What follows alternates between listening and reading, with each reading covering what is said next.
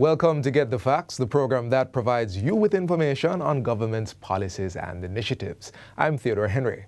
Now, we've gotten used to our signature 876 area code that makes us know that numbers with this code is a Jamaica number. But very soon, we're going to have another area code, 658, and it's coming fully on stream. It will require a few minor adjustments, such as how we say or save our numbers. And to explain this further is Public Education Specialist for the Consumer and Public Affairs at the Office of Utilities Regulation, Elizabeth Bennett Marsh. Welcome to the program, Mrs. Bennett Marsh. Thank you so much for having me, Theo. All right, let's jump right into getting the facts. Now, why does Jamaica need another area code? Well, Theo, over 10 years ago, the Office of Utilities Regulation, which is responsible for numbering in Jamaica, did its projections and determined that in another few years, we'll soon be running out of phone numbers. Well, that's a strange concept, running out of phone numbers. Exactly. Well, you know, a lot of people don't realize, Theo, that numbers are not just made for calling. Okay. Increasingly, we're using numbers for point-of-sale machines. It's par for the course these days. Never thought of that. Exactly. Your alarm system, it uses phone numbers to connect from one party to the other.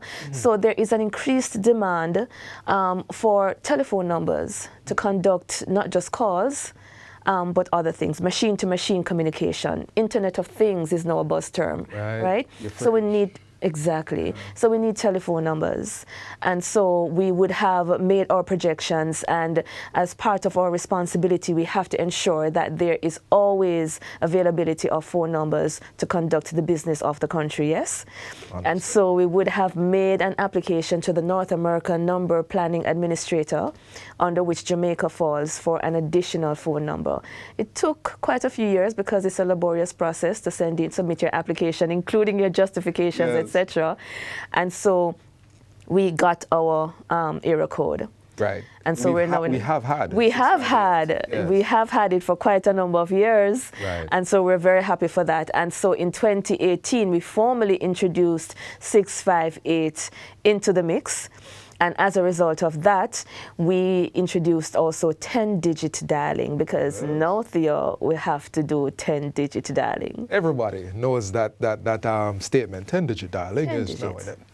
Yes. Now, you mentioned that 658 has been introduced for a while, and I remember hearing about it, but I don't know nobody who has a 658 number. So what was happening between then and now?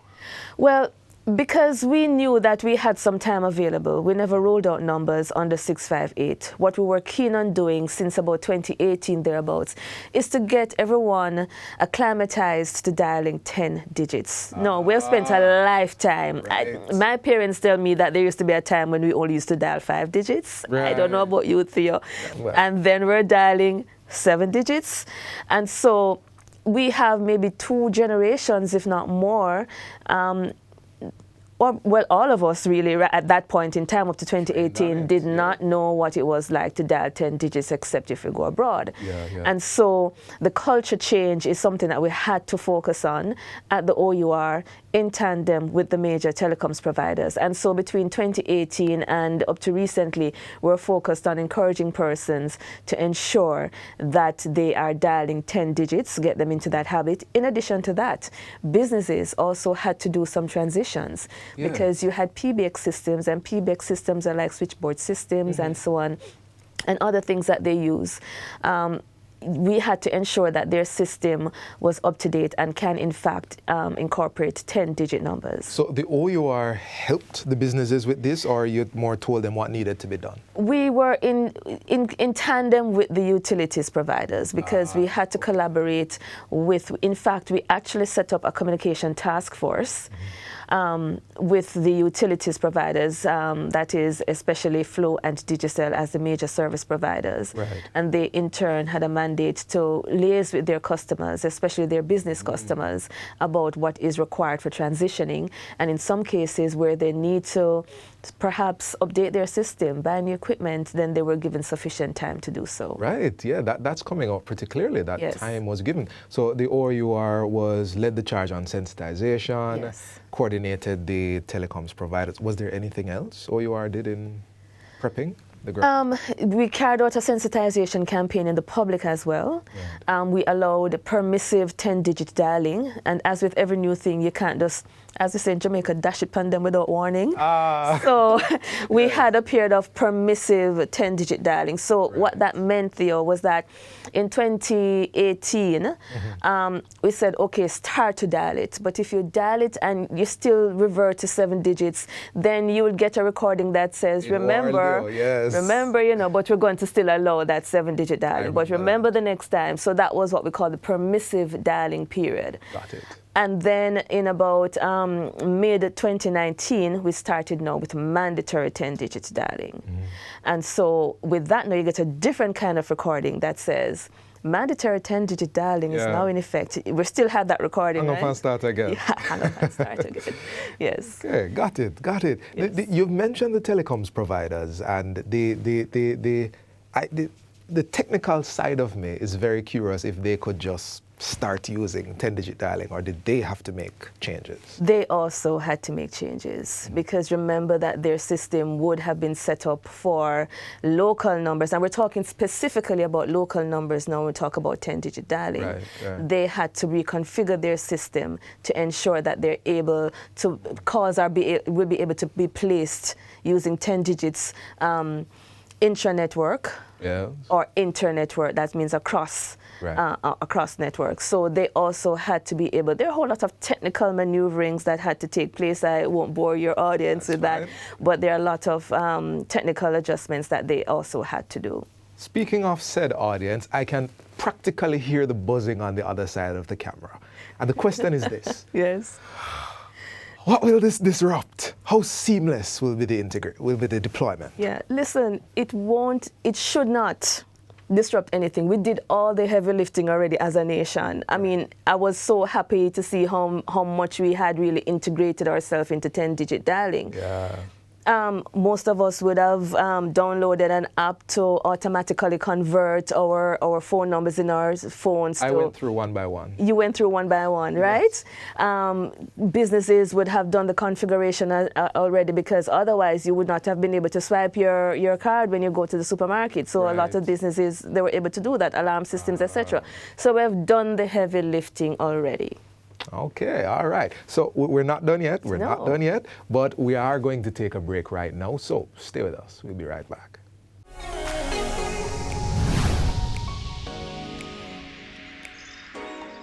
Welcome back to Get the Facts. We are about the new 658 area code that will be coming on stream to integrate with the 876 area code we are very used to using. The conversation continues with public education specialist at the Office of Utilities Regulation, Elizabeth Bennett Marsh.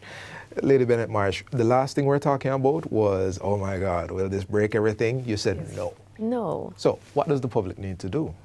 So, Theo, the latest development is that for the first time, the OUR, which I said before is responsible for numbering in Jamaica, would have dispatched some numbers under 658. Right. So utilities providers, when they're running out of numbers, they would apply to the OUR for numbers. And when the OUR looks in its cache, we realize that, hey, we have no more 876 numbers.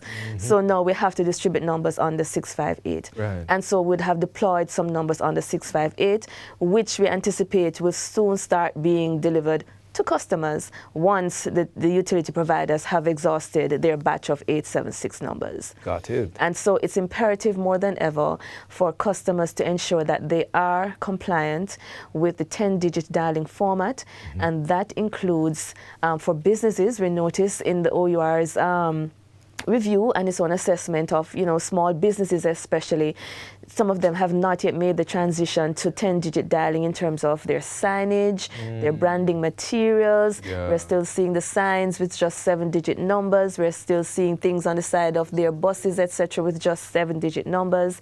Their branding materials, just 7-digit numbers. And we understand it's because they can't afford to add that 876 and change out everything, their decals on their trucks, etc.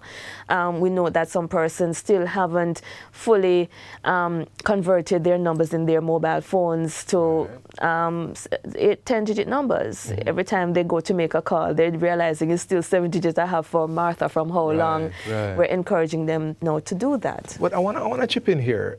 what's the big deal? If my number is 444-2424, Yes. what's the big deal? Why do I need to put it there? Thank you for asking that, Theo. The big deal in putting that there is that very soon your number will be duplicated under the 658 number. Ah, see that Every now. single person in Jamaica. Right. So you don't want your customers, in the case of businesses, to be wondering, is this an 876 number or 658 number? I'm calling the wrong version. And calling. And if you have to get your customers to think too hard about your number, they're just not going to call. That's it. Especially in a competitive environment, right? Right. And for you and me, if it is that we still have 7 digits in the phone, pretty soon we're going to be wondering, is this 876 or 658? So we want to encourage persons, because once 658 numbers start being rolled out, your number will exist under the new era code. Can you imagine the mess in WhatsApp contacts? Oh, when you don't jeez, yo. update? Oh, yes. Oh, yes.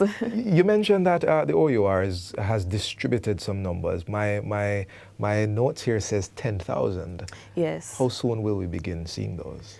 We will soon begin to see those, but again, it's dependent on when the 876 numbers that the utility providers have run out. Okay. So until they run out. Until they run out, because we have said to them, you have to, and this is a normal course of things. Whenever they're applying to us for batches of numbers, and we distribute numbers in batches, eh? Right. Whenever we're distributing numbers to them, they have to indicate how they are anticipating that they will be running out of their current batch pretty soon. Yeah. Similar situation. Understood. So we're saying to them, you now have 658 numbers, but please ensure that all numbers under 876 have been distributed. So I don't get a choice. You don't get a choice. But that brings up a weird question. Suppose as a business, Yes. Specifically as a business, I would like to have my number in both area codes. Is there any way that can happen? I got this question so many times in 2018.